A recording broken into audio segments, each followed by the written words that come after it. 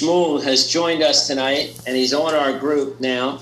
But Shmuel just got up from Shiva not long ago, a week ago or something like that, approximately. We should make the learning in memory of your father and Leah for his neshama. What is his name, Shmuel? Yaakov ben David. Yaakov ben David. So thank you very much. His neshama should keep rising and should be getting a nachas from you and your family, and the mitzvahs you do should really affect his neshama in a very positive way. So without further ado, everybody knows Rabbi Dolphin. No one needs an introduction. There is one person who's on that is on the iPhone. I see Menachem just jumped on. Mark Lozelle is on, they call, and he's remaining anonymous, it looks like, on his iPhone. But if he wants to show his face at some point, he can. You'll meet Rabbi Dolphin face-to-face. But Rabbi, I'm going to turn it over to you. Thank you. First of all, G'mar Chesima Tova to everyone, a good gebencht year.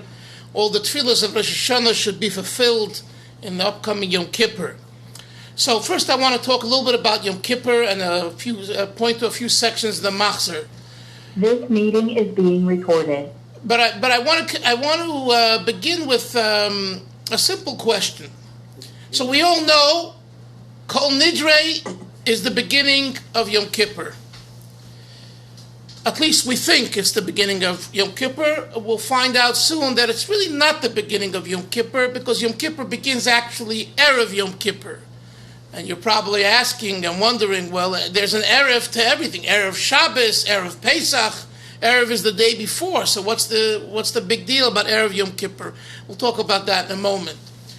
But Kol Nidre, we say a very interesting and maybe strange and actually maybe even arrogant statement. But the history is important. What's the origin of Kol Nidre? This is a shir for itself, but briefly, some say that Kol Nidre was instituted during the Morano period. And that, if someone can mute your thing, because I hear background noise. During the Morano period, and during that time, many Jewish people converted to Christianity officially to save their lives. In their heart of hearts, they were Yidden, they were Jews. Now, halachically, this presents a problem. Halachically, one needs, again, not everyone says so, not all opinions agree, but there very much is a position that if you convert, even by force, to Christianity, you need a rabbinic conversion. Not a biblical conversion, a gerus, but a rabbinic one. Okay. So, when you come to shul, and you're sitting next to someone that went through this experience of converted, the question is, are you allowed to be with him in shul? I'm talking halacha now, Jewish law. And because it's a serious question, when we say Kol Nidre, we ask Al Das HaMokam V'Al Das we ask God, and we ask the congregation to allow us to sit with avaryonim. I want to point that out to you. Look at the beginning of Kol Nidre. Please open your Machzors if you have Machzorim. Right at the beginning of Kol Nidre. Let's find the page here. 36. Okay, 36. Al das hamokim v'al das hakol b'yeshiva shel ma'ilo u'v'yeshiva shel mato ono matirim lispalelim havaryonim, in English, with the sanction of the omnipresent and with the sanction of the congregation, by the authority of the heavenly tribunal and by the authority of the earthly tribunal, we hereby grant permission to pray with those who have transgressed. And the Hebrew for that, transgressors, is avaryonim. From the word avera, right? I have done an avera. I've transgressed. Now let me ask you, is this the way to begin Yom Kippur? Again, I understand historically, because Yom Kippur, because Kol Nidre, we're in shul, annulling vows, and we're sitting next to people who went through this conversion, forced conversion, and halachically it's problematic. So we beseech God and say, listen, forgive us, and we accept everyone, and we're all together. Okay, very, very nice. It's a very nice halachic issue, which is wonderful, and it requires the Torahs to be out and a prayer. But spiritually, in concept, it sounds like very antithetical to the whole idea of Yom Kippur. To look at another Yid as an avaryon, as a transgressor, is a chutzpah. So this is just a question that I think about. And I just heard a story with the Rebbe, a new story, fresh, hot off the press, that I believe answers the question, or at least gives us some idea. It's 1979. It's right here, Borough Park, Brooklyn. A family friend is 13 years old. The Rebbe, until 1980, would grant Yechidus private audience for bar mitzvah boys, for chasanim and kalas. But once 1980 came, because the crowd was getting bigger and bigger, he started to have everyone together, all bar mitzvah boys in the upcoming 3-4 months, all chasanim. And that's the way Yechidus was from 1980 on. But before that, myself in 1974 and everyone till 1980 was able to have a private audience with the parents and the siblings and grandparents for bar mitzvah. Okay. So the gentleman, the boy and his parents are going to the Rebbe. They have a neighbor, a woman, a Jewish woman, who's not fully frum yet, not fully observant. She hears that they're going to the Rebbe for a bracha, for a blessing. She says, would you mind asking the Rebbe while you're sitting with him, while you're with him in Yechidus in the private audience, for a bracha from me? He says, sure. They're in Yechidus, the Rebbe wishes the bar mitzvah boy and the family, brachas, blessings. The father starts, in middle, says to the Rebbe, in Yiddish, he says, I have a neighbor. The word for neighbor in Hebrew is shachein, but for a female, in the Yiddish Hebrew, you say shachenteh. I'm not sure, really, it's not really a Hebrew word. Shchenta is the Yiddish dialect of the Hebrew for a female. I have a neighbor, a woman, and he says, who is fremd, a fremde Yid, who is a foreign Jew, but again, in the Yiddish dialect of where he's come from, the word friend means foreign, means a non-observant Jew. And he was going to say, who asks the Rebbe for a bracha, for a blessing, right? He didn't get a chance to finish the last words, who asks the Rebbe for a bracha, because as soon as he said, I have a Jewish woman, my neighbor, who is foreign and strange,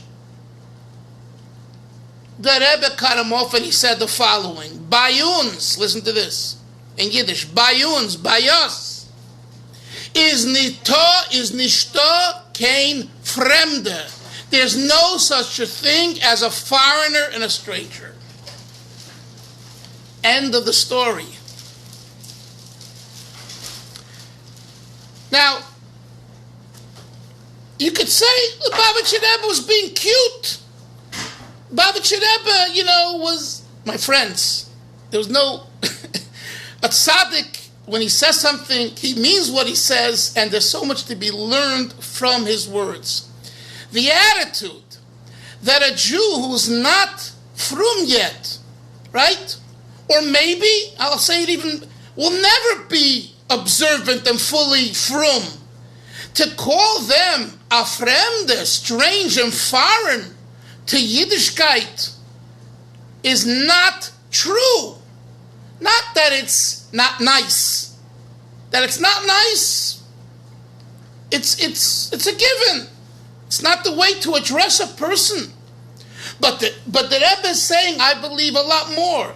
By uns, and by uns it means the philosophy, the shita of Hasidis, of Lubavitch, of Chabad, is that the idea of fremd, that you're strange and foreign to Torah and to Yiddishkeit and to Hasidis, doesn't exist. Which means, parents, that every single person here is, by default, is frum, is a Chassid, and is a Lubavitcher.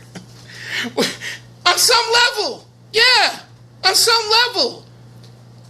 Beard or no beard, big yarmulke or small yarmulke, long hair or short hair. Those are all semantics. And L'chaim to that. What? L'chaim to that. Now, listen, I'll be the first one to say that this beard of mine, which is unkempt, and ruling, that's the way I was raised in Lubavitch.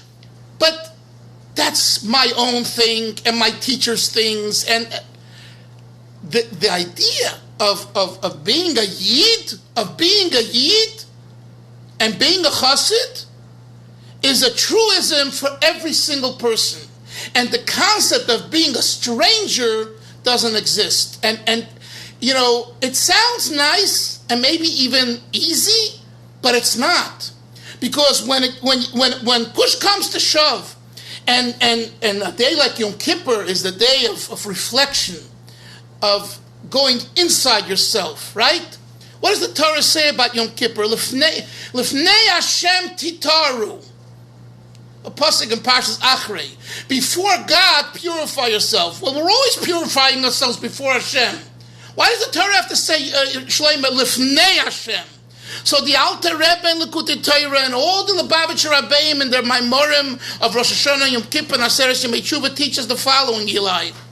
That Lifnei Hashem means the pnimius. Doesn't mean just before God. It means get into the pnimius of God. And that's the avodah of Yom Kippur. It's not about the externalities. Did the Chazan sing the Sana Tokev with right or wrong? Was I comfortable in shul because I had enough air condition or not?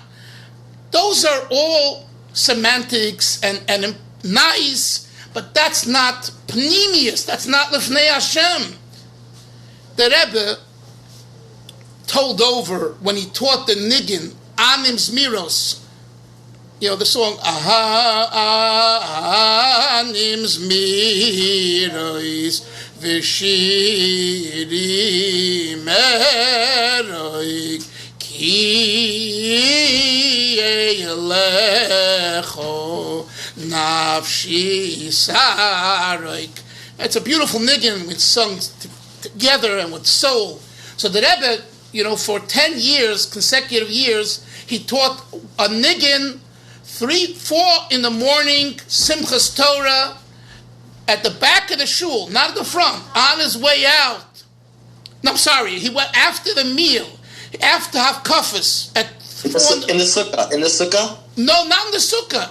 In 770, Simchas Torah, because we don't need a sukkah anymore.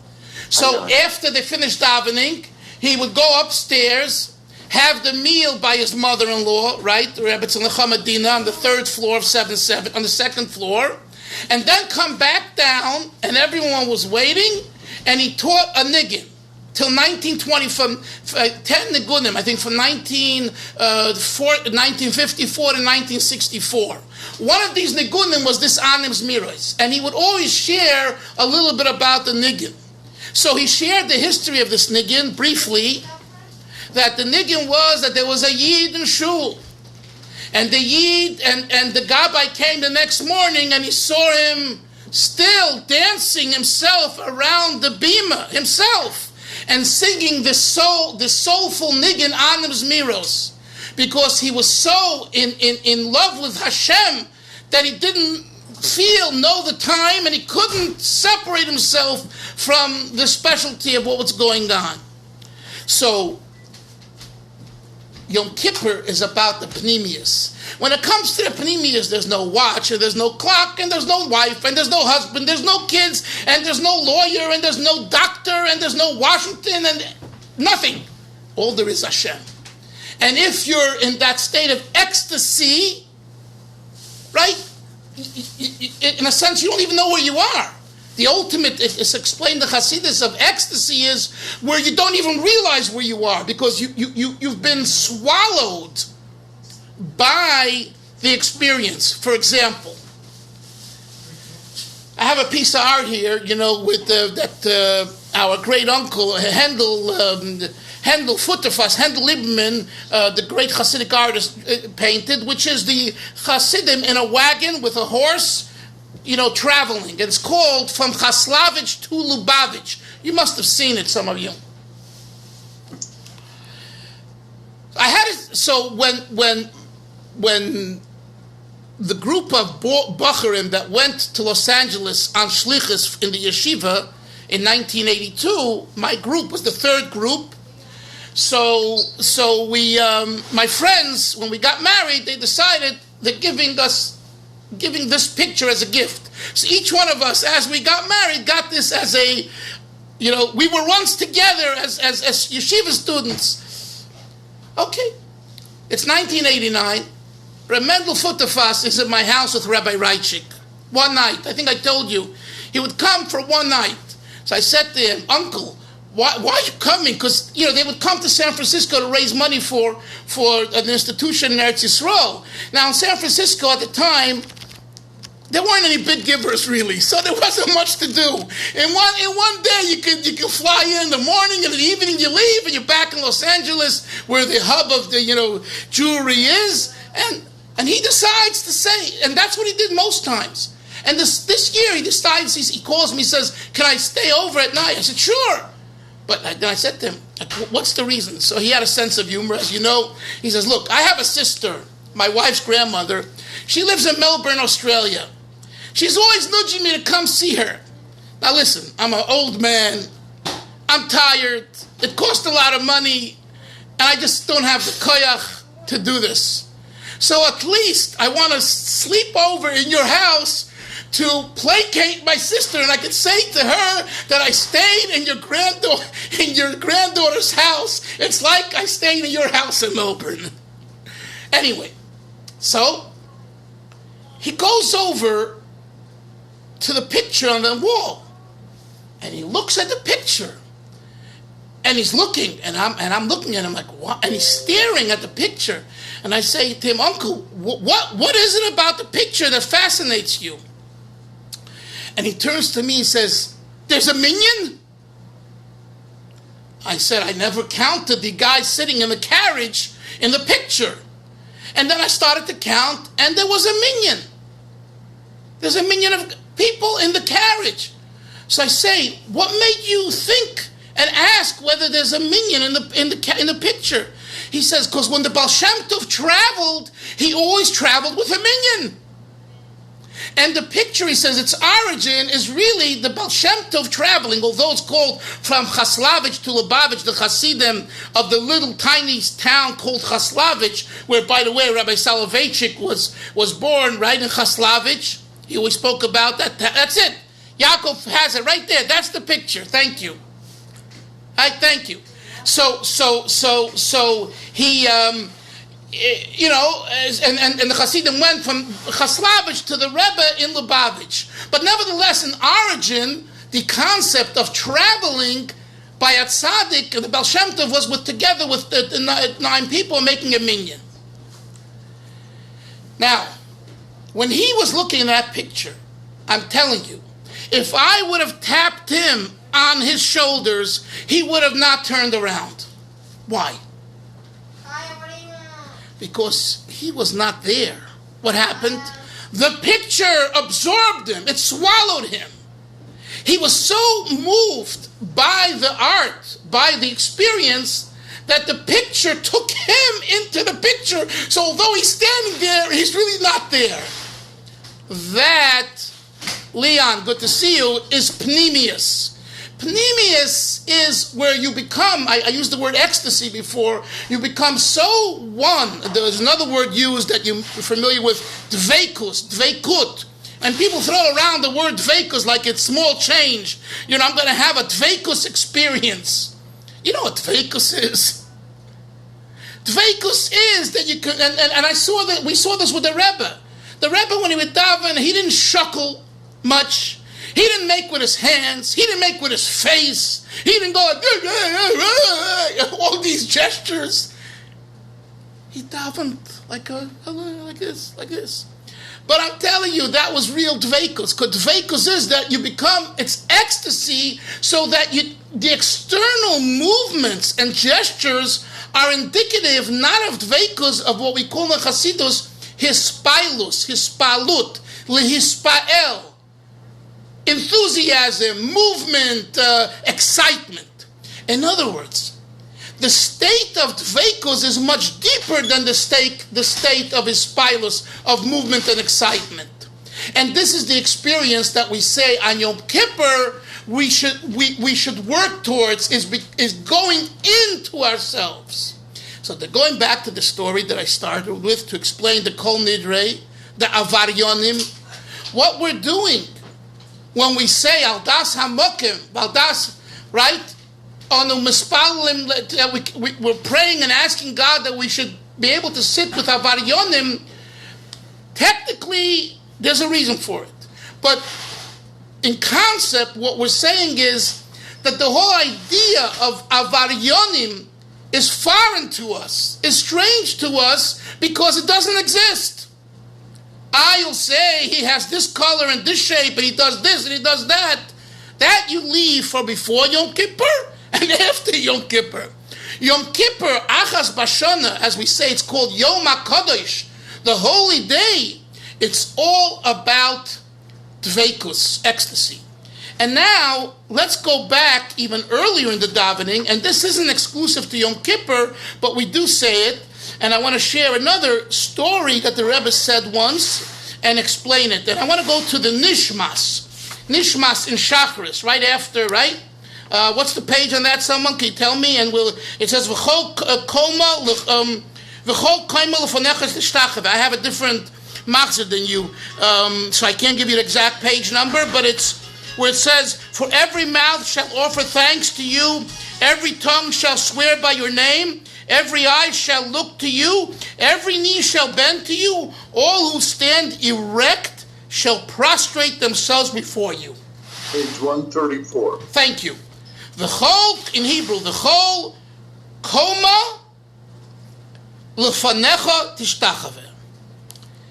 It's 1799. It's second night of Sukkot. The Alter Rebbe is together with his family, the Mittler Rebbe, in one of his sons, the second Rebbe who took over the leadership of Chabad in 1812 after his father passed away. And they're in the Sukkah, 1799. He turns to his son, right? Shmuel, he says to his son, son, what did you daven with this past Rosh Hashanah? What did you daven with?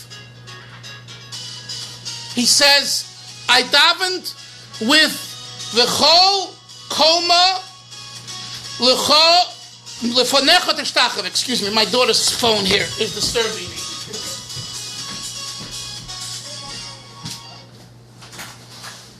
Menachem, wake up.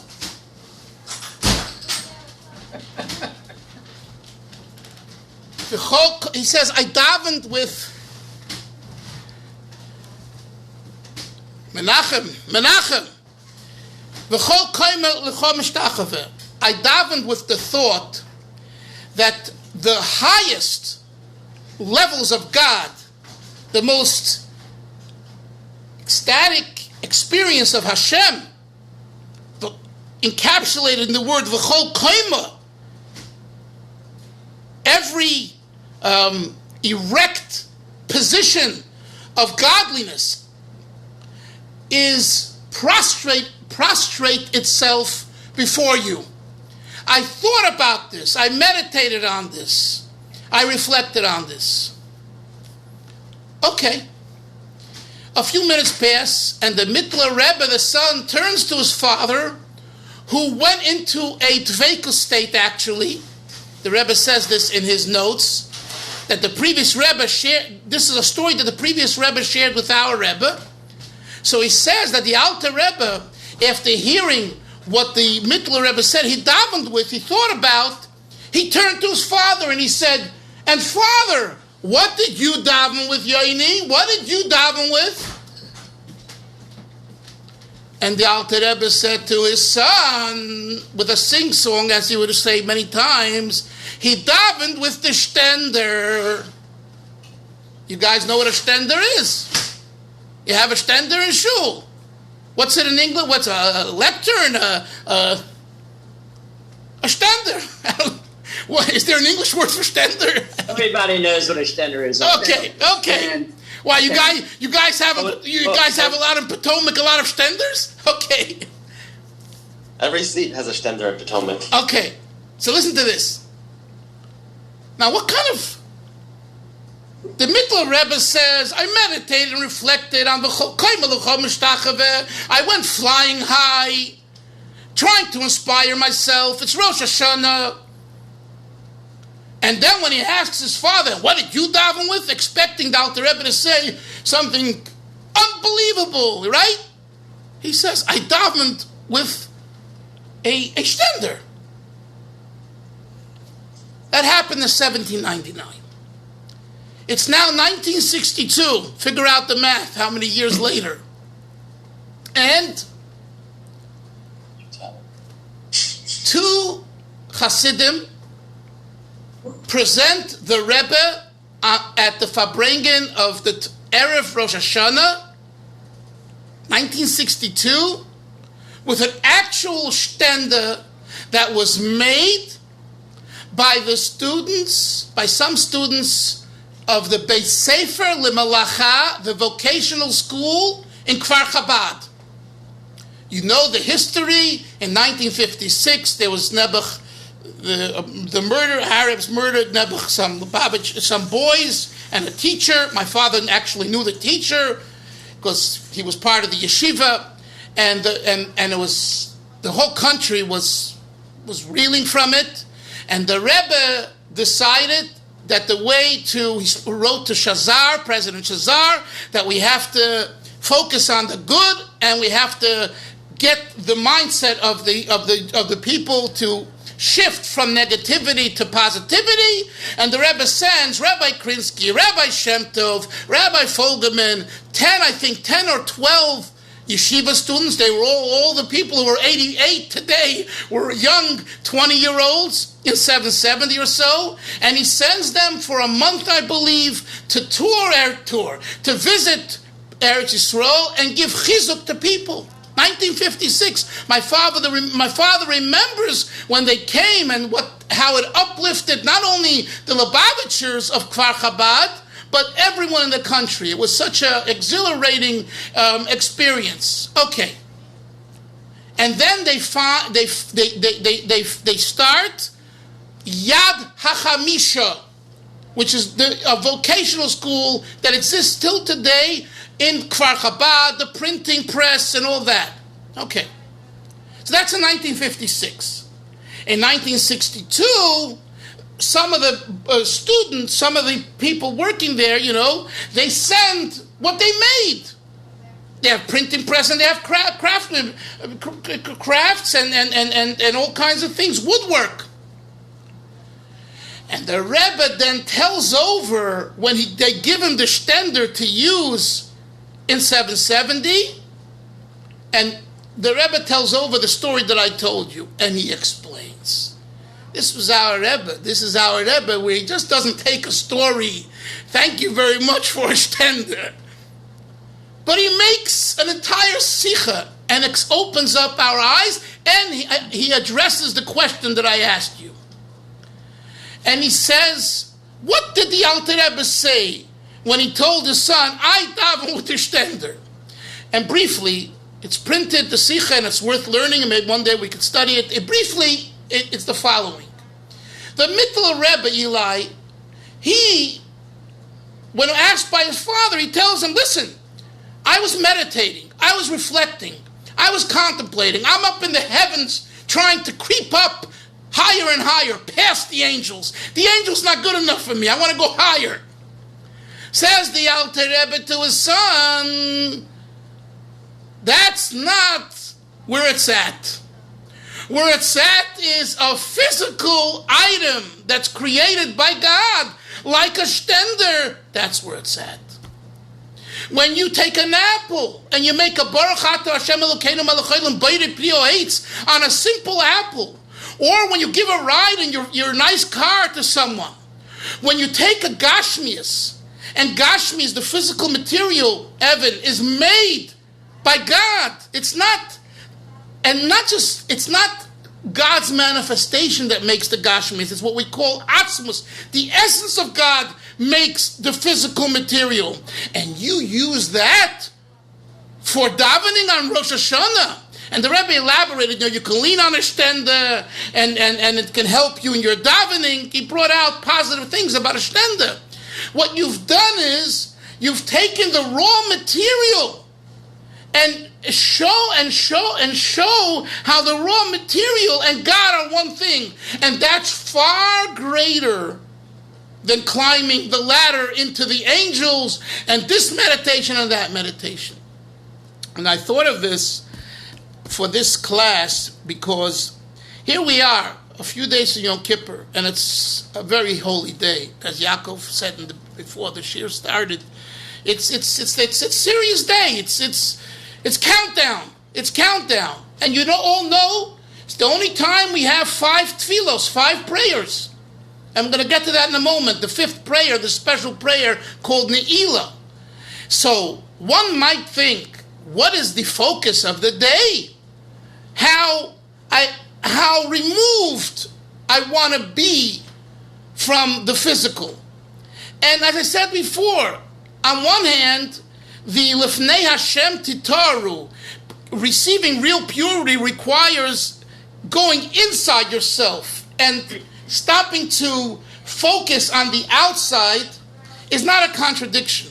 Because if you really go inside yourself, you'll appreciate more the Gashmias, and you'll do, in other words, you will use the physical material for the real purpose. When is it when we get messed up by the material, where a person indulges in the material? It's when they're not tapping into the deepest part of their soul, of V'nei Hashem Titaru. If you're tapped into the deepest part of V'nei Hashem Titaru of your soul, it's synonymous with using the Gashmias. Because Hashem says, Bereshis Bar Elikim, the famous vart of the 4th Rebbe, Reb Shmuel of Lubavitch, where they said, the Rebbe, Einoid Milvadoi, there's nothing besides God. Einoid Milvadoi, Einoid Milvadoi. So if so, put me down on the table and give me petch, hit me for whatever I deserve. Einoid Milvadoi, it doesn't hurt. There's nothing besides God. It hurts. Einoid Milvadoi? The answer is, the Einoid Milvadoi is a perspective. And the perspective needs to be expressed in the real world. And if not for the real world, you're lacking in Einoid Milvadoi. And therefore, when we come to this part of davening, on one hand, you could say, I daven with these, fascinating thoughts. And then there is davening from the heart. I want to ask you a question, and I'm serious about this question. Have we shed a tear this 10 days yet? These 7 days, it's going to the 8th day. You know what the Arizal says? Arizal says something very heavy, and the Rebbe explained it once at length. Arizal says, if someone has not shed a tear any time during the 10 days, their tshuva is not complete. That's not me saying it, and it's not the Rebbe saying it, it's the Arizal saying it. Now, what does that mean? So simply it means if you don't cry at all from what's inside and bothering you, something's missing. Now the Rebbe explained it, but together with his explanation, it doesn't detract from the basic idea. What are tears? They're tears of joy, and they're tears of, God forbid, depression, negativity, hardships, right? To say that we're looking to make ourselves cry is foolishness, silliness. We used to call that in yeshiva crocodile tears. And there was another term, but I don't want to say it on the Zoom. How you cause yourself tears. Just use your imagination. Torah tears, Hasidis tears, comes from where a person cannot any longer take the mind cannot take the experience because it's overwhelming. Only when you take time to go lifnei Hashem titoru and you realize that every experience and everything I've done a gewaldig nice things throughout the year, but it pales in comparison to where I should be. Big deal. I did this and I did that. Come on. The Rebbe's yearning for Mashiach to come, this was expressive of this idea. Here he is, a person who has created a Yiddishkeit, a Judaism that's so much greater than just some few Lubavitchers. It's a Yiddishkeit that's opened the doors for all of Judaism, really. I mean, one of my books, Shlomo and I were talking, called Secrets of Chabad, or Chabad Secrets, I forget the name, where I document worldwide, you see what Chabad is doing, not for themselves, for Judaism. So comes along the Lubavitcher Rebbe. He should be the happiest person and the proudest person. And if you heard him at Farbrengens at times where he couldn't talk because he choked up because Mashiach is not here, or during the 70s for Russian Jewry, and I was at these Farbrengens myself. And now I see them on the screen. Jem puts out these beautiful videos, and when I see that, I just melt because it brings back those memories. I was standing there at the Farbrengen, and now as an older adult, you say, why couldn't you speak, Rebbe? And the answer is because the zenith experience of Mashiach, of Geula, it's not here yet, right? And since it's not here, what I'm doing is,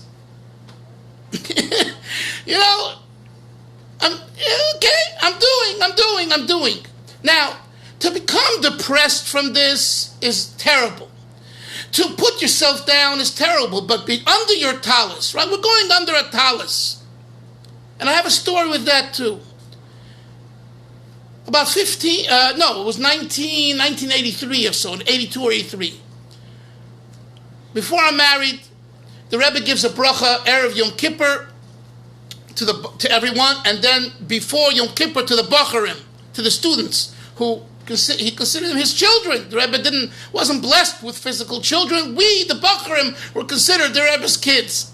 So he blesses us like we all bless our children and grandchildren before Yom Kippur. 770's packed. Even then. Right after the bracha, the Rebbe goes down to the Aron Kodesh all the way, and we, hundreds of us, are cramming the steps going from upstairs in 770 downstairs. I think you all know what I'm talking about. Jam-packed. And when you land downstairs, you have to understand, being in the room for the bracha or outside, you were squashed like a sardine. Sweat through and through. your new suit, your old suit, it don't matter. You're coming out wet. And we're going down the steps, fresh air, fresh air, I'm alive. I'm still alive. Where am I going to end up? Who knows? And all of a sudden, I end up next to a bench, towards the end of the benches in the back of 770. And who's there? One of my other teachers, Rabbi Avram Drizin Mayor, the famous Chassid. There's a Drizin family in Chabad. And I give a look, because he taught us, not officially, but unofficially, and he was one of the 10, they say, who made an agreement with the previous Rebbe, do or die for Yiddishkeit in Russia, and by Hashem's choice, I end up there. That's where I landed. And it's Kol Nidre, and everyone's standing, and his talus is over his head, and I hear him sobbing, like a baby, sobbing, and then I noticed a towel next to him. From so much sobbing, he would take the towel and wipe his face until he was all wet again from crying and wiped his face again. That was my introduction to Kol Nidre, 1982. Did he make himself cry? No. As soon as Kol Nidre hit and he stood up, the Aron Kodesh is open, he couldn't control himself. Because he was in a place of ecstasy, and whatever he was thinking about just overwhelmed him. And that's what the Arizal means. The Arizal means that if you don't shed a tear during the 10 days of Aseret Yemei Tshuva, there's something lacking in your avodah. That means there's something that you're not focusing on that you should be focusing on, and when you will focus on, you will break down with a tear because you won't be able to control yourself. Now, this is an individual thing. We're not going to make now a shul or a group of guys in Potomac. We are the criers of the shul. In Chabad, we look at that type of a behavior as what we call chitzonius, a chitzon, superficial, external, or in simple English, you're a faker. Cut it out. Get real. Cut it out. Who are you trying to fool? Who are you trying to kid? And this is the beginning of Yom Kippur. And now I want to go to Neila. The fifth tefillah, Neila, is so special, so unique. And in classical Judaism, what do we think about when we think about Meir, about Neila? The gates are about to be closed, right? Levi, what do we say? We say the Shemesh is descending, the sun is setting, the doors are closing. It's the last chance to get in. And that's true, but there's a deeper perspective. It's not the last chance, Shloima. It's the last opportunity. And it's an opportunity, Eli, that's most special only once a year in the fifth prayer. In the Yad HaChamishis, in the fifth. So what do we see here? So I want to go to the tefillah that symbolizes Neila. And this is in the repetition of the Shmon Esrei, I think, of Neila. Tachlanu Shar. No, Ata Nosein Yad Laposhim. Ata Nosein, right after Shari Shamayim Psach. Open the gates of heaven. Open for us your bounteous treasure, help, and do not judge harshly, but save us, God, our salvation. Then there's the Tachnun, and we sing Ki Anu Amecha. Following that, there's Elokeinu or Shamnu, Ata Nosen Yad Laposhim. Can someone give me the page number on that? Actually, it's not. It's in the. Yeah, it's in the Neila. There's no repetition in the Neila. Yeah. you extend a hand to transgressors. Anyone know the page? Page 372. Thank you. Okay. Ata noisen yod lapoishim. You extend a hand to transgressors. V'mincha pshuta, and your right hand is stretched forth lekabel shovim, to receive the penitence. The Rebbe's father, Reb Leivik. Rabbi, you I think on you clapped for half a second there when you were saying those words. At least. Okay. I'll say it again. Ata nosein 382. Ata nosein yod la 372. 372. Sorry. Ata nosein yod la poshim. You extend a hand to transgressors. V'mincha pshuta, and your right hand is stretched out lekabel shovim, to receive the penitence. This prayer and the following one, which I'll get to in a moment, are very, very significant. Reb Leivik, the Rebbe's father, Reb Levi Yitzchak Schneerson, has a beautiful interpretation here. And he says like this: the word yod, hand, also has another meaning, which is opportunity. Ata noisen yod lapoishim. You give an opportunity to sinners. You know how? Free will. Hashem never takes away our free will. You can do great things and you can goof off and you can do sins. It's a free world on Yom Kippur. Okay? Ata noisen yod lapoishim. You, Hashem, have given man an opportunity of free will in which he can use it to be a sinner, and at the same time, Ata noisen yod, you God give us your hand. You give us your hand to pull us out of the choice that we made through tshuva. So the Reb Leivik explains that the word yod is used in two ways. First, yod is used in the negative way. In this situation, that when one uses their free will for doing something not good, i.e. being a sinner, a posheya, at the same time, Hashem knows that. And he says, I stretch out. That's why it's the word, I stretch out my hand to you, even to you, posheya. V'mincha, and it's the right. Why does it say v'mincha? Everyone knows. The right represents chesed. V'mincha pshuta lekabel shovim. You, Hashem, stretch out your right, your chesed, to receive us back, because we are shovim, we return to you. And then turn the page to the next paragraph, which begins with Ata hivdalta enosh merosh. From the beginning, you have set man apart and favored him. It's 1931, Poland. Otwock is a suburb of Warsaw. I was there in 2019, before COVID. I went to find the Lubavitch Yeshiva, where my teachers in Yeshiva learned. They were survivors. And by divine providence, we found it, and I was actually able to go into the building. Why Chabad doesn't own the building is beyond me.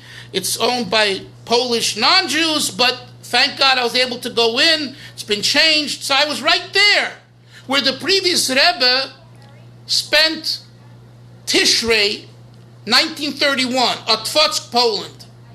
I mean, the history is the Hasidim of Poland, the Lubavitchers, wanted him to move. The Rebbe wanted to leave Riga. Riga wasn't really conducive to Hasidus, and Poland was the place where Orthodox Judaism, Hasidic Judaism, Gerach Hasidim, Alexander Hasidim, and Litvish, it was the place of Yiddishkeit, was Warsaw, Poland. And Otwock was like the country site of there. So the Rebbe, and he had an uncle there, Rabbi Moshe Hornstein, who owned a big property. The Rebbe went there, and he spent there Tishrei. And he says a mimer, 1931.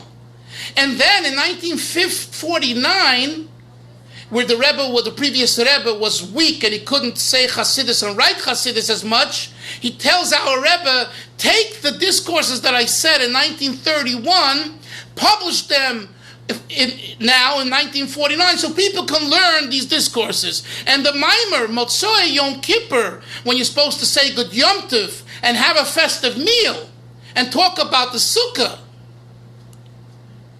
begins with the words, Ata hivdalta enish meroish. Nevertheless, from the beginning you have set man apart and favored him to stand before you. And he asked a simple question. There are 4 terms in Hebrew, in Jewish literature, to express a human being.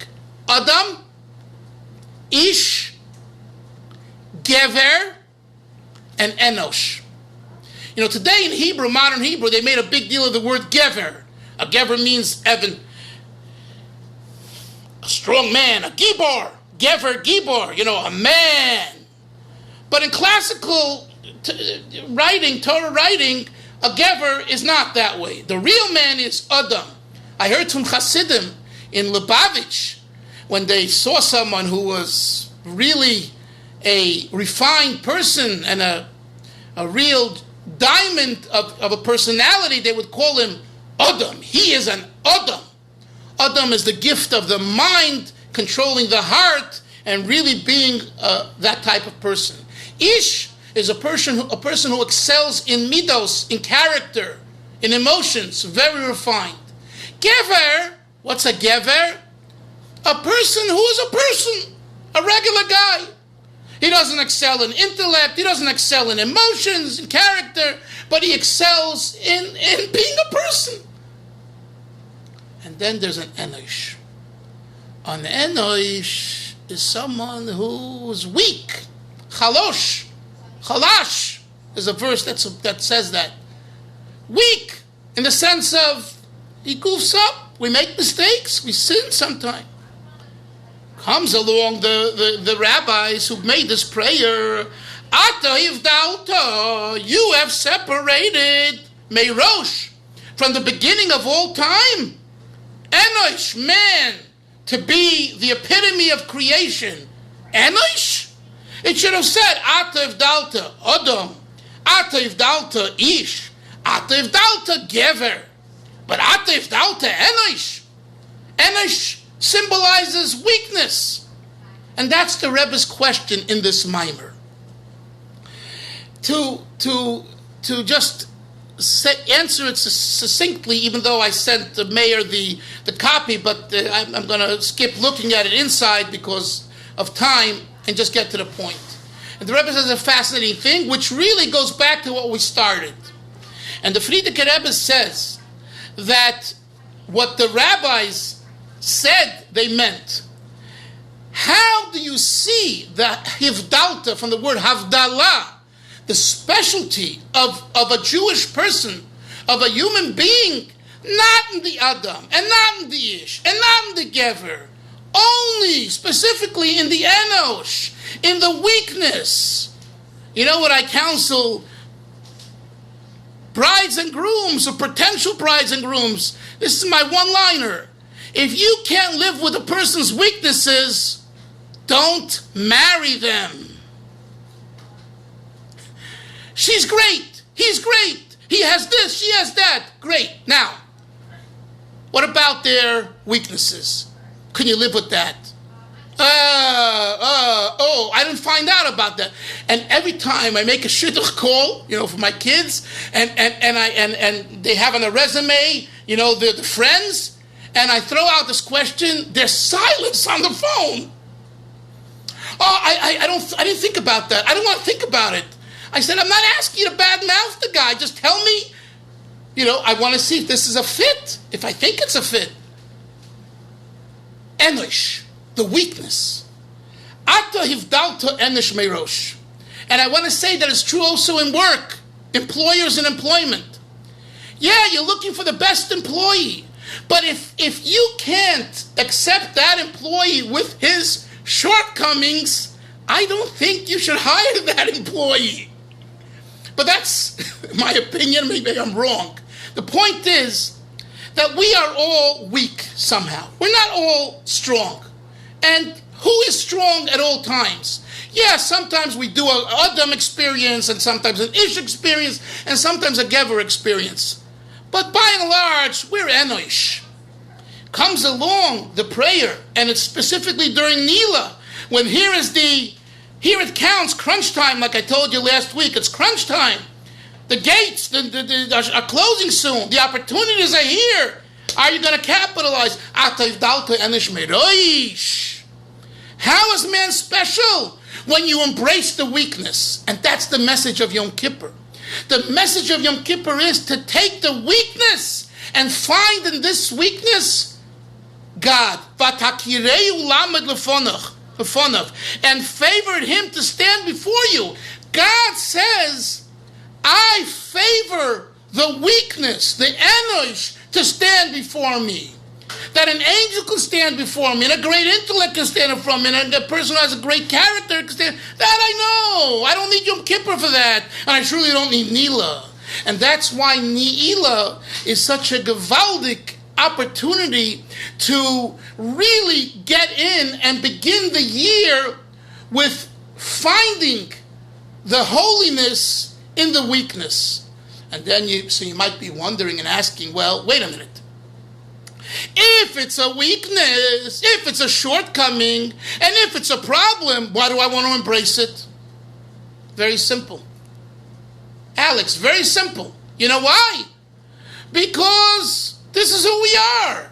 Again, if you want to fool yourself and convince yourself you're someone who you're not, go ahead. But then you've missed the point of Yom Kippur. Yom Kippur is realizing our shortcomings. Let's not kid ourselves, every one of us in our own way. And nevertheless, find within the shortcomings a beautiful connection, an opportunity, right? I always say, there is no person that Hashem created that's indispensable. I don't care if he or she is handicapped, if he or she is feeble-minded. There is a place for everyone. And sometimes you look back at friends and look back at situations and you say, he got married. She got married. I don't believe it. You know, he is the head of a company. She is the successful entrepreneur. Can't be. He's the Rosh Hashiva. He's the Mashpia. You know, the class above my class in yeshiva, they had tremendous intellect. They were so sharp. Memory, sharpness, knowledge, right? We were good guys.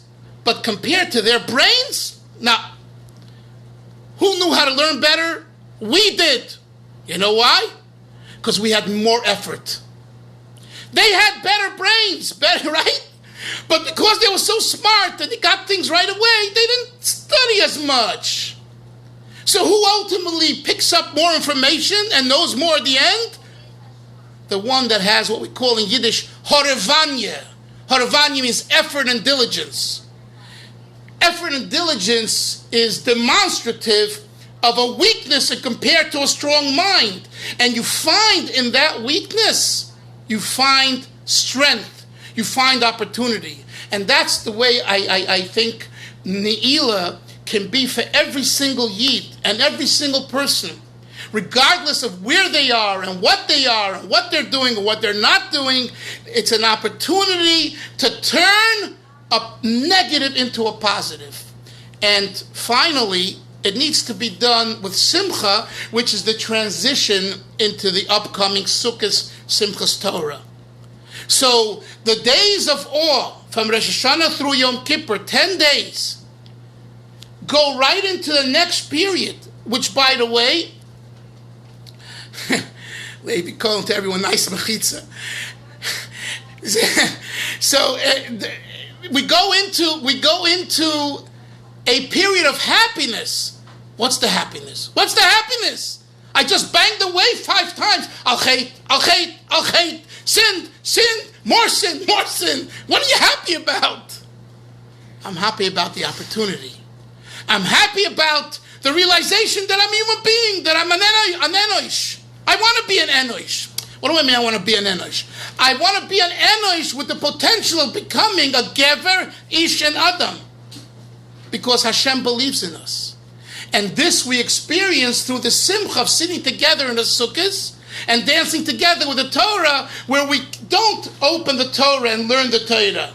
We dance with the Torah, we hug the Torah. And I want you this year, I really want you, when it comes to Simchas Torah, and it's kind of the last day of the whole Yom Tov period, I want you to try to dance with the Torah, hold the Torah, and hug the Torah, and embrace the Torah, and feel this. Work towards feeling the Torah, because the Torah is our life. This is our life. This makes us happy. If you need a little l'chaim for that, take a little l'chaim. But really, don't get carried away. Don't make it that the l'chaim is making you feel that. You have to work as you dance. And the previous Rebbe says, in the name of his father, it's worth mentioning, that those people that will dance on Simchas Torah and Shmini Atzeres, the 48 hours, with strong dances, with lots of perspiration, with lots of schwitzing, because they're dancing. And by the way, even if you're not dancing, I've seen people, they stand in one place and they're clapping and they're moving their feet, because maybe they can't, they have a heart issue or this or that, right? We're talking about feeling happy, feeling joyful, whether you're dancing or whether you're singing or clapping or making, lebedik. And when you do that, the Rebbe Rashab says, it's a segula, it's a remedy for better parnasa. That's what he says. What the connection is, I don't know yet. I haven't figured it out yet, but that's what he says. So that's a brownie point. You know what I'm saying? That's an important one. It's no small change to have better parnasa. So the Rashab says that dancing stronger and stronger with more intensity and more simcha on the 48 hours of Shmini Atzeres, Simchas Torah, is a segula for parnasa. Rabbi Isai, before we go off, it's your turn now to comment, question, please. The floor is yours. Don't be bashful. Alex, what do you want to say? I see you shaking your head. Excuse me. Yes, I'm thinking about what you said about Enosh. Why is this Enosh? He does it, Enosh Berosh. I'd never thought about it, but it makes sense. And I'm shaking my hand. It's a kind of a comforting thought that Hashem wants us with not perfection, but the way we are, with our everybody has chisoron. Exactly. Some kind of a deficiency. Hashem wants us this way, to come in front of Him and serve Him that way. Exactly. Yeah, that's exact. Our deficiencies are the springboard for the ultimate growth. And really to respect it in ourselves and in others, because sometimes it's very hard to respect someone else's deficiencies, and it really gets in the way. And it needs work. It needs work. I saw with the Rebbe, I saw so many times how and you see it on the videos, how he respected every single person who came to him. And believe me, a lot of interesting people came to him. I'm just going to say that. Okay? From a Jew for Yoshke wanting to give him paraphernalia of Yoshke, okay? Comes to Lubavitcher Rebbe and he said, right? Or from someone coming and asking why Chabad doesn't sleep in the sukkah to start up with the Rebbe. There were all kinds of people passing by the Rebbe when he gave out those dollars Sunday. Trust me. Lots of troublemakers and lots of confused people. And the Rebbe was respectful to all. There were some times that he had to share a message. And he took that Yoshke book and he threw it away, because that was something that's tuma, spiritual contamination. He didn't want it in the presence.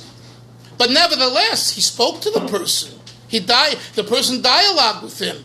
And the person who brought the arguments of certain Litvaks against Lubavitch, the Rebbe spent 22 minutes with him. You have to see that video. It's online. Why? What were you saying, Yoni? There's a second part of the story of the Jewish Yashka guy. I think he ended up going to Yeah, right, correct. He ended up right. But what I'm saying is, Imagine someone comes to you. You're a busy person, and he starts nudging you, and he starts draining you a cup, and he starts hacking your chinik. You say, hey guy, come on, bug off, get away, leave me alone. Find someone else to make crazy, leave me alone, right? The Lubavitcher Rebbe has time and patience for everyone. And you know why? Because the Rebbe said, when you count diamonds, when you count your money, it's like counting your diamonds. When I give $1 to a Yid, when I have an experience with another Yid, I'm counting a diamond. But he has a deficiency, so what? Who doesn't? Like Alex said a moment ago. And I think it's it's harder for us, community people, upstanding people, on and on. We have to really, really go into ourselves and appreciate God's creation. I daven in the morning at a shul that's the minion factory of the United States, of the world. It's called Shomer Shabbos here in Borough Park. And there were times that I would come there 3-4 in the morning to start my day. Not only because I wanted an early start, because many people who didn't have where to sleep or didn't have who to talk to would come there and just sit. Whether it was for the air conditioning of the summer or the heat in the winter.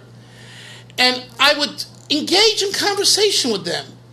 And to me, this was so humbling to begin the day, to daven, to be with people who are, nebuch, they don't have where to go. They like talking to themselves and to engage with them and make them feel that they are part of God's creation, which they are, because Hashem created them. This was the best way to start the day. Because here I am. This is who I am. This is what I know. This is what I teach. This is what I write. I'm a big shot, right? You're really a big shot. Take a look at another Yid and you humble yourself. And by the way, this was done throughout history. When you read about people who went to different places to humble themselves. So maybe Yaakov, when you go to Yerushalayim, and you meet some people who have the Jerusalem syndrome, and they think the shofar is being blown and Mashiach is coming. Pretty crazy, right? Pretty radical, pretty wild. Oh, maybe there's a message here. Oh, there's a message. There's messages that Hashem throws at us. And the Rebbe, I'm just saying, the Rebbe had that. People who accused him and attacked him and said narishkeit. You would want to, throw them out. Right? No. David HaMelech, it begins with David HaMelech. Right? Gehazi goes and curses David HaMelech, King David, what he did for us, what the suffering he went through with Shaul HaMelech and his son, and all the stories of Tanakh, and we read it in the Haftorahs. And then comes along a close man and starts cursing him. And what does David HaMelech say? The Alter Rebbe brings this in Tanya. What does David HaMelech say? He's right. I got to find him myself. What does it say about me? That's what it's about. That's what Yom Kippur is about. Anyone else? Everything clear? Yeah? So we know what we need to do for Yom Kippur. We're all on the same page. Evan is shaking his head no. Evan, is that true, or Yaakov's making that up? No, he loves to go after me. Evan, you heard the punchline. The punchline is every Yid is special. Every Yid, every Jew. Right. Every Jew is special. And it's an opportunity, Yom Kippur. Okay? It's a great opportunity. Eli, what are you thinking? I see you're thinking. What are you thinking about? There's 2 Elis on here. There's there's Menachem Eli, who's okay. Daniel Eli. I'm sorry. I thought your first name was Elio. So Menachem and Daniel, why don't you share something? I want to hear from you. Don't be bashful. I want to hear a thought, something. No? I'll just say this in my rabbi's Shabbat Shuvah drasha. whatever he went on. But he said some people think that their strengths, that their weaknesses are their strengths. They're very strong with this, and they don't. So what's very important is actually recognize what is a weakness, and don't just think just you can argue with people and you can get them, and that's a strength. So you have to really try to really figure it out properly. Otherwise, you can't make yourself grow. Absolutely, absolutely. In Hayom Yom of the Rebbe, there's a famous line. Just as it's important to know your weaknesses, it's even more important to know your strengths. You know, as a matter of fact, he quoted the Tanya, I think, when he said it on Shabbos. Oh, yeah? Yes. So. Evan, what were you saying? I think that if I reframed the word weakness into challenge, it takes on more of a positive tone. Okay. So Good. It's so I can go on for that, but I understand. Good. I'm serious. Very good. That's a good point and a good way to think about it. Maybe a healthier way to think about it. Exactly. Yeah. Parrots, what are you thinking about over there? What are you thinking about? Well, I'm thinking, Rabbi, of this opportunity, this opportunity that we've only got a couple days left, and how can I make the best of this opportunity? And what do I need to do? What's the would you have a recommendation if someone had a couple days to go before the final countdown? What is the best thing to focus your energy on? The best thing is that when you daven, take 5 minutes, and just reflect. Don't say any words. Have your tefillin on you. If you wear a talis, and just think about your relationship with Hashem, and just think about it, and become settled in those 5 minutes. That's my humble suggestion. Thank you, Rabbi. You're welcome. Good suggestion. Rabbi Johnson, are you on still or you're off? Probably sleeping. Okay. Stab, click in. Anyway, after last year, he called me up and he wanted to read some of my books, so I thought he's on here. Anyway, we'll get to Zev. We'll get to him. Leon, good to see you. What's going on? You always have something interesting to say. I don't know about always. I'm kind of like in the camp that Evan was talking about. I'm really last year has been like really hard, and every time someone asks me how I'm doing, I've been saying Yom Yom, and I want to get out of that. I want to get into positivity. I want to get into looking at recognizing the blessings Hashem has given me through all the craziness this past year, and focusing on that, and being thankful for whatever blessings Hashem bestows upon me next year. Beautiful. Absolutely. Every day. When I say Kol HaNeshama Tahalo Yudke in the Hallelujahs, every soul should give praise. So the Gemara says the word neshama, besides meaning soul, also comes from the Hebrew word neshima, a breath of air. And my mother, who passed away 16 years ago, passed away because she couldn't breathe. She had scoliosis and kyphosis, curvature of the spine to the point where she couldn't breathe.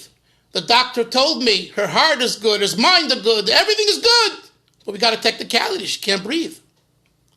So when I think always about Kol HaNeshama, Al Kol Neshima, for each drop of breath, be thankful to God that you could breathe. So Leon, when you say, count your blessings, absolutely, a wife, children, okay. There's some, some curveballs, some, sliders, some fastballs that come along. As we say in Yiddish, it's nicht gefährlich. It ain't that bad. Remember, I don't know if you were on, Leon, were you on last year? No. No, I don't think so. So, I'll say just briefly, because I said it last time at length. my great uncle said like this: if a person lost their money, they're still a person because they can make it up, they can make it again, right? It's a wheel of fortune. If God forbid you lose your health or part of your health, you're a half of a person because we need health. But if you lose your drive, you're no person at all. You've lost your manhood, your humanity. The drive. The drive is here by each and every one of us. So tap into the drive. The fact that you had a difficult year and difficult issues are not small change. I'm not, God forbid, and it should be changed in a positive way, and it should be gewaldic. But remember that drive, because the drive is there. And we see that a paraplegic can be a winner of a gold medal, right? And can swim. And one of my daughters had a girl in her class who crawled on her stomach because God didn't give her feet. And she was one of the best in the class. In Beis Rivka with 2,000 girls in one building on Lefferts Avenue in Crown Heights. And a girl's crawling on her stomach because she doesn't have feet. But she's making a life of herself. Did you understand? So you gotta count those blessings. You gotta focus on that, and it'll be a different year. Anyone else? Shloima, Yaakov, Meir, anything you want to say? How to top that? Okay. So let me wish everyone a Gemar Chesima Tova, a good gebencht year, only brachas, only simchas, good health, better health, shidduchim, nachas from the children and grandchildren, Yiddish Chassidish nachas, and ultimately we need Mashiach. It's all nice and fine. It's all nice and fine, but we need Mashiach, where there'll be an end to this COVID. Finished. No more arguing, masks, no masks, vaccines, no vaccines, and there'll be peace in Eretz Yisrael, real peace, and we'll have our Rebbe back, and we'll have all our parents back, and our friends and loved ones, and we'll only celebrate together. And Yaakov told me that he has scheduled already for, I think, January 8th, an OL Shabbaton, so I really would like to see everyone there. Make it, put on your calendar, and I'm sure Yaakov will do his best to accommodate all COVID restrictions somehow. I don't know how, but you'll deal with him on that. But really, try to put it on your calendar, because I think the energy of us as a group, together, the Fabrengens, the learning, the singing, the davening, being at the holy oil of the Rebbe on a Shabbos, those that have been there know that it's a once-in-a-lifetime experience, and it's very special.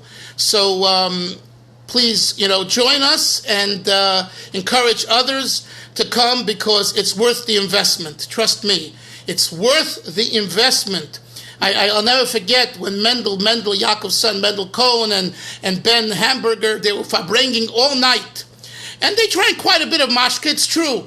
But that's not the point. The point is that we were sleeping and they were fabringing. And you won't get that. And that's once in a lifetime. You can't repeat it. I bet you today it won't happen between Mendel and Ben. Mendel's Mendel where he is today, and Ben is Ben where he is. And life goes on. And certain things, you gotta, we say in Yiddish, you gotta chapa rein. You gotta grab the opportunity and just go for it. And don't make too much thinking. Yeah, no, maybe, he, wife, children. 24 hours. Ourselves, with Hashem, Hasidim, the Rebbe. That's it. And then it's a cathartic experience. Real cathartic experience. So I encourage you to join us. And Yaakov, thank you very much for the opportunity for the share. And everyone should only have good things and reports